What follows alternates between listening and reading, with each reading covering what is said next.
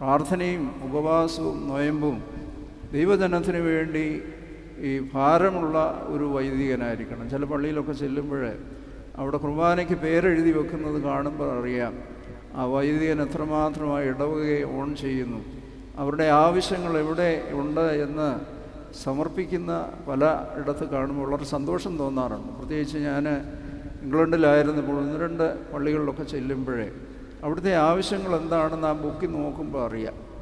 പക്ഷേ ചിലർ ഇതിനെക്കുറിച്ചൊന്നും ലീസ്റ്റ് ബോധേഡാണ്. ദേവാലയത്തെക്കുറിച്ച് ഒട്ടും കൺസേണില്ല. വിശുദ്ധ കുർബാന ഉണ്ടാക്കുന്നത് അതിൻ്റെ അനുഷ്ഠാനങ്ങളെക്കുറിച്ച് ഒട്ടും ബോധമില്ല. വന്ന് കുർബാന അർപ്പിച്ച് പോവുക എന്നുള്ളതല്ല.